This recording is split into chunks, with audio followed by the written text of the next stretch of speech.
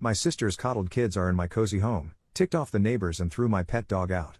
That yappy thing was envying us, so we opened the door and shooed it away. So I immediately pointed them to the door. My name's Jenny, and I've been a cardiologist for over 2 decades now. Life's thrown its fair share of curveballs at me, but I've managed to catch most of them. Well, except for that disaster of a marriage I got myself into. I met Tom when I was fresh out of med school. He was charming, funny, and seemed like the perfect guy to start a family with. My parents, though? They hated him from day one. "Jenny, you're making a mistake," my mom would say, shaking her head. "That man's trouble." But did I listen? I was young and in love, or so I thought. We got married, and for a while, things were good. We had 2 beautiful kids, and I thought we had it all figured out. Then the drinking started. At first, it was just a beer or 2 after work. Then it became a 6-pack. Before I knew it, Tom was stumbling home at 2 a.m., reeking of booze, and God knows what else. "Where the HLL have you been?"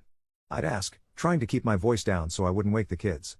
"None of your DMN business," he'd slur, pushing past me to collapse on the couch. I tried to make it work, I really did. For the kids, you know? But after years of broken promises and drunken rages, I'd had enough. I packed up the kids and left. My parents? They weren't exactly supportive. "You made your bed, Jenny," my dad said coldly, when I called to tell them. "Now lie in it." That hurt. But what hurt more was watching them dote on my younger sister, Sarah. She was always their favorite, even when we were kids. 10 years younger than me, Sarah was the baby of the family, and boy, did they spoil her run. I remember when I got accepted into med school. I was over the moon, but when I asked my parents for help with tuition, they shut me down. "We're saving that money for Sarah's future," my mom said, not even looking me in the eye. "You'll figure something out, Jenny. You always do." And figure it out I did. My grandparents, bless their hearts, stepped up and helped me out. Without them, I wouldn't be where I am today. So there I was, divorced with 2 kids to support. But you know what? I made it work. I threw myself into my career, worked my ass off, and managed to provide a good life for my kids. Funny thing is, even when I was doing well, my parents still couldn't see past Sarah. She became a teacher, married some hotshot businessmen, and suddenly she was the golden child all over again. Life has a funny way of throwing curveballs when you least expect them. I thought I'd seen it all, but nothing could have prepared me for what happened when my parents passed away. I was the one who organized the funeral. Sarah? She was living it up in Hawaii with her businessman husband. Typical. I spent days arranging everything, from the flowers to the notary's office. I wasn't expecting much, given how my parents had always favored Sarah, but what I heard left me speechless. "I'm sorry, Dr. Kirby," the notary said, adjusting his glasses. "But your parents will leave everything to your sister Sarah. You're not mentioned at all." I left the office in a daze. Years of putting up with their criticism, of working my ass off to make them proud, and this was what I got? Nothing. When I finally got hold of Sarah on Skype, her smug face said it all. "Oh, Jenny," she cooed, not even trying to hide her glee. "I'm sure Mom and Dad had their reasons. You understand, don't you?"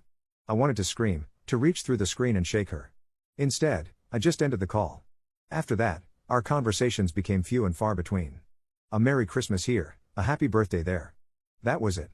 The only time I saw my nephews was through a screen, and even then, what I saw worried me. During one Skype call, I watched in disbelief as Alex demanded ice cream from Sarah. "Mommy, I want ice cream now," he yelled. "Sweetie, it's almost dinner time," Sarah replied weakly. "I don't care, I want it now." To my shock, Sarah got up and fetched him the ice cream. "There you go, darling. Anything for my little prince." I couldn't help myself. "Sarah, don't you think you should set some boundaries?" She rolled her eyes. "Oh, Jenny, not this again. I'm raising my children to be free spirits. I don't want them to have the kind of trauma we had growing up." And just like that, the call ended. Despite all this drama, I managed to carve out a pretty good life for myself. I had a nice apartment in a good neighborhood, my kids were grown and doing well on their own, and I had my faithful companion, Buddy, a little Yorkie who never failed to brighten my day. After a long day at the hospital, there was nothing better than coming home to Buddy's excited yips and wagging tail. We'd curl up on the couch, me with a glass of wine and him with his favorite chew toy, and I'd feel at peace. "It's just you and me against the world, eh, Buddy?" I'd say, scratching behind his ears. Life was good, quiet, but good. I had my work, my dog, my cozy home. I thought I had it all figured out. It was a quiet Tuesday evening when my life got turned upside down. I had just settled on the couch with Buddy, ready to unwind after a grueling 12-hour shift at the hospital. Then came the knock. I opened the door to find Sarah, mascara streaked down her face, with Alex and Timmy in tow. "Jenny, thank God you're home," she blurted out, barging past me. We need a place to stay. Before I could even process what was happening, the boys had already torn into my living room like a pair of tornadoes. Whoa, hold on, I said, trying to corral them. What's going on, Sarah? She flopped dramatically onto my couch. I had a fight with Robert. I'm teaching that bastard a lesson. Boys, say hi to your Aunt Jenny, but Alex and Timmy were too busy to acknowledge me. Alex had grabbed my remote and was changing channels at lightning speed, while Timmy had dumped the contents of his backpack all over my freshly vacuumed carpet. Hey, guys, I tried raising my voice slightly. How about we calm down a bit? Sarah's head snapped up. Don't you dare yell at my children, Jenny. I blinked, stunned. I wasn't yelling, I was just. Cool it, Aunt Jenny, Alex sneered, not taking his eyes off the TV. Mom says we can do what we want. I looked at Sarah, expecting her to correct him. Instead, she just shrugged. They're expressing themselves. Over the next few days, my peaceful apartment transformed into what I can only describe as a war zone. Toys littered every surface. My walls, once a soothing cream, now sported colorful artwork, courtesy of Timmy's crayons. One evening, I came home to find my prized floor vase, a gift from a grateful patient, in pieces on the floor. What happened here? I asked, trying to keep my voice steady. Alex shrugged. It was in our way. I looked at Sarah, who was, as usual, glued to her phone. Sarah, don't you think the boys should apologize? She barely glanced up. Jenny, they're just being kids. Stop being so uptight. The final straw came when I heard a crash from the living room, followed by the unmistakable sound of shattering glass. I rushed in to find my TV face down on the floor, and a baseball-sized hole in my window. That's it, I snapped. Sarah, we need to talk, now. I pulled her into the kitchen, away from the boys. This can't go on. If you're staying here, there need to be rules. I can't have them destroying my home. They need discipline. If you won't provide it, I will. Don't you dare, Sarah hissed. You have no right to parent my children. I forbid you from raising your voice at them or making them do anything they don't want to do. I stared at her, dumbfounded. Sarah, they're out of control. They need guidance. What they need, she cut me off, is freedom to express themselves without judgment. I won't let you traumatize them like our parents did to us. As she stormed off, I looked around my once peaceful home. Broken items, scattered toys, crayon-covered walls. This wasn't expression, this was chaos. Just when I thought things couldn't get any worse, they did. It was a Wednesday afternoon, and I was rushing home from the hospital, praying that my apartment was still standing. As I fumbled for my keys, I felt a bony hand grab my arm. Dr. Kirby, Jenny, Mrs. Johnson, my elderly neighbor, hissed. Her face was red with anger. We need to talk now. Before I could protest, she was dragging me down the stairs and out the back door of our building. Strewn across the ground beneath my windows was a sea of garbage. Toys, food wrappers, even some of my medical journals. It looked like a landfill had exploded. Your nephews, Mrs. Johnson's fat, have been throwing things at passers-by, for fun. I felt the blood drain from my face. Mrs. Johnson, I'm so sorry. I had no idea. And the noise, she continued, her voice rising. All day long, it's screaming and shouting, and God knows what else. I can't even hear my television. I stood there, mortified. Mrs. Johnson and I had always gotten along so well. She'd even watched Buddy for me when I had to work late. Now, she looked at me like I was public enemy number one. If this doesn't stop, she said, jabbing a finger at my chest. I'm calling the authorities. I mean it, Jenny, this is unacceptable. As soon as Mrs. Johnson went back inside, I stormed up to my apartment. I burst through the door to find Alex and Timmy sprawled on the couch, playing video games. Both of you, downstairs, now, I said, my boy is slow and dangerous. You're going to clean up every single thing you threw out that window. Right now. Alex barely looked up, but we didn't want to. I took a deep breath, trying to keep my cool. Listen to me very carefully. If you don't clean up that mess right now, I'm calling the police and telling them exactly what you've been up to. Your choice. Their eyes went wide. For the first time since they'd arrived, they actually looked scared. Without another word, they scrambled off the couch and headed for the door. I supervised as they picked up every scrap of garbage. It took over an hour, but by the end, the area was spotless. As we headed back upstairs, I laid down the law. If I ever catch you throwing anything out of a window again, I said, you'll be in serious trouble. Understand? They nodded silently, looking suitably chastened. I thought maybe, just maybe, we'd turned a corner. Then Sarah came home. What's this I hear about you threatening my children? She shrieked, slamming the door behind her. I tried to explain about Mrs. Johnson, about the garbage, about the risk of someone getting hurt. But Sarah wasn't having any of it. You cruel, heartless scum, she spat. You're just like Mom and Dad, always trying to control everyone. Well, I won't let you traumatize my children like they traumatized us. As she stormed off to comfort Alex and Timmy, who were now crying crocodile tears, I slumped against the wall. How had my quiet, orderly life turned into such a nightmare? That day started like any other in this new, chaotic reality I was living in. Another long shift at the hospital, another dreaded return to what used to be my sanctuary. But as I opened the door, I immediately sensed something was wrong. "Buddy?" I called out, expecting to hear the familiar click of his nails on the hardwood floor. Nothing. I searched every room, my heart racing. "Buddy, here, boy." Still nothing. Panic started to set in. I found Alex and Timmy in the living room, engrossed in their video games as usual. "Have you seen Buddy?" I asked, trying to keep my voice steady. Alex shrugged without looking up. "Oh yeah, that yappy thing was annoying us, so we opened the door and shot it away." I don't remember exactly what I said next. I know I yelled. I know I cried. The next thing I knew, I was running down the street, calling Buddy's name until my throat was raw. "Buddy, please, boy, where are you?" Tears streamed down my face as I searched. All I could think about was Buddy, scared and alone, possibly hurt or worse. The thought of him lying somewhere, hit by a car. I couldn't bear it. I was about to call the police when my phone rang. An unfamiliar number. "Hello?" I answered, my voice shaking. "Is this Dr. Jenny Kirby?" A kind voice asked. "We're calling from City Animal Shelter. We found a dog that we believe belongs to you. We were able to scan his microchip and get your information." I rushed to the shelter, tears of relief, replacing my tears of fear. When I saw Buddy, safe and sound, I scooped him up and held him close, promising him I'd never let anything bad happen to him again. Back at the apartment, I was ready for a showdown. I found Sarah sprawled on the couch, engrossed in her phone as usual. "We need to talk," I said, my voice hard. "Do you have any idea what your boys did today? They kicked Buddy out onto the street. He could have been killed, Sarah." She rolled her eyes. "Oh, relax, it's just a dog." I stared at her, dumbfounded. "Sarah, Buddy is family. Your boys need to be punished for this. And for everything else they've done. This apartment is a disaster, things are broken, it's a mess." "Not my problem," Sarah cut me off, still tapping away at her phone. "It's your apartment, you clean it." I felt something snap inside me. "That's it, I've had enough. You need to get your act together, Sarah. Start parenting your children, or what?" she sneered, finally looking up at me. "You'll kick us out? Go ahead. I'm sure Child Services would love to hear about how you abused your poor, homeless sister and her children." I stood there, speechless. This wasn't my sister. This manipulative, uncaring woman couldn't be the same girl I grew up with. As I watched her turn back to her phone, dismissing me entirely, I realized something had to change. The next morning, I arrived at the hospital early, my mind racing. I hadn't slept well, plagued by thoughts of Buddy's close call and Sarah's indifference. Before my first patient arrived, I decided to make a call I probably should have made weeks ago. I dialed Robert's number, hoping he'd pick up. On the third ring, he answered. "Robert, I'm sorry to bother you, but I need to understand what's going on.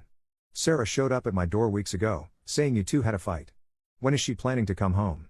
There was a long pause, then a heavy sigh. "Jenny, I'm sorry, but Sarah's not coming home. I've filed for divorce." What followed was a litany of revelations that left me reeling. Robert's voice cracked as he poured out the whole sorry tale.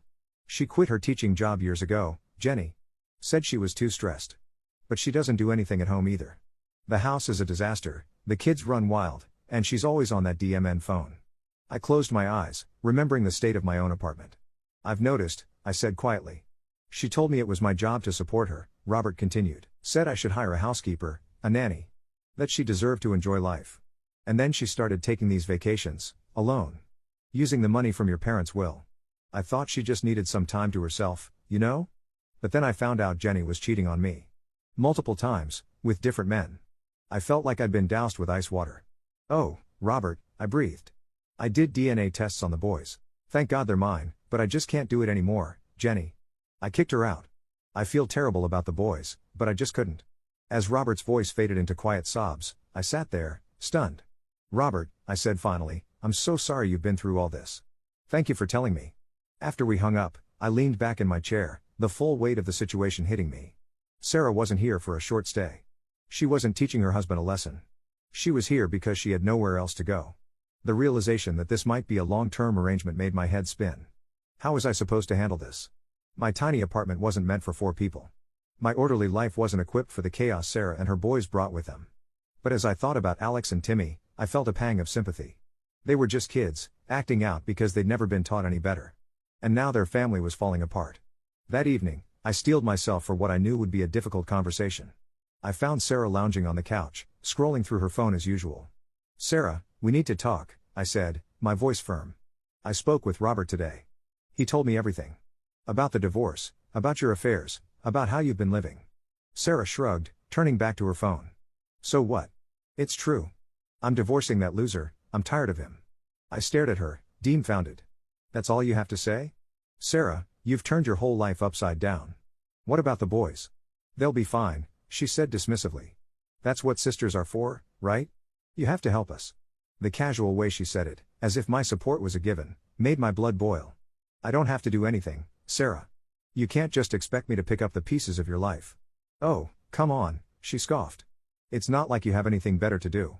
No husband, no life outside work. Besides, Mom and Dad left me all that money. I can afford to take some time for myself. The mention of our parents will reopen old wounds. Speaking of that money, Sarah. Where is it? Because from what I can see, you're broke." She waved her hand dismissively. "Oh, that? There were just crumbs left anyway." I felt my jaw drop. "Crumbs? Sarah, they left you over $300,000. "Yeah, and have you seen how expensive vacations are these days?"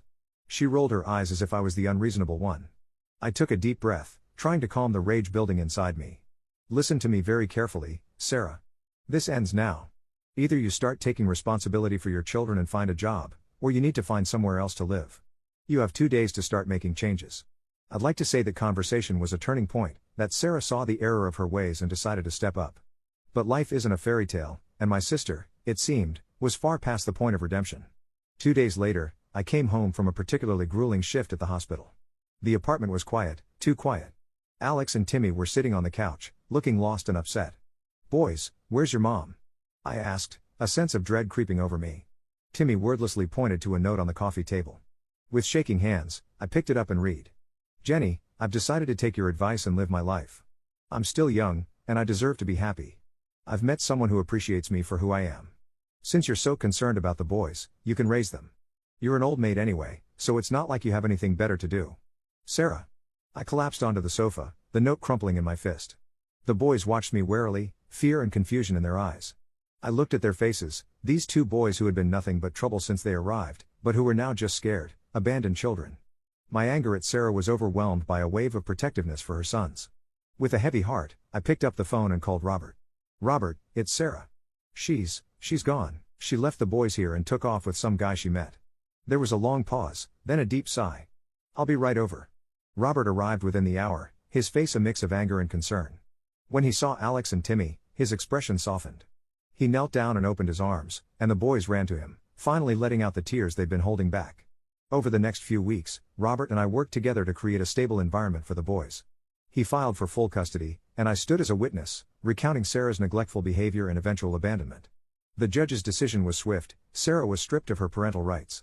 Robert became the boys' sole legal guardian. As the dust settled, I found myself in a new role, the fun aunt who actually got to be fun. Robert and I stayed in close contact, and I visited the boys often. Sometimes, I'd take them for weekends at my place, which was now blissfully peaceful and tidy again. The change in Alex and Timmy was remarkable. With Robert's patient guidance and consistent discipline, they transformed from wild, uncontrollable terrors into respectful, well-behaved young men.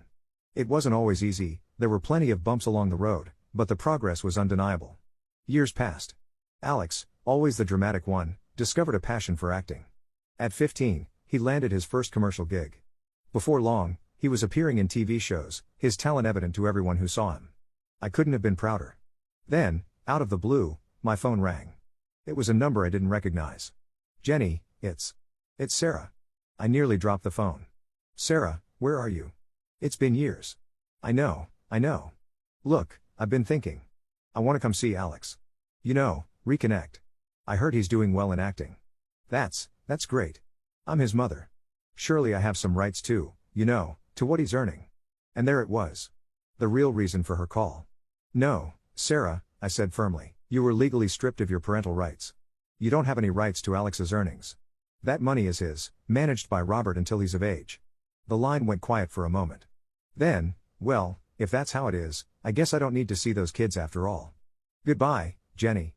I sat there for a long time, phone in hand, a mix of emotions swirling through me. Anger at Sarah's audacity. Sadness for the relationship my nephews would never have with their mother. But mostly, I felt relief. Relief that Alex and Timmy were safe, loved, and thriving despite everything.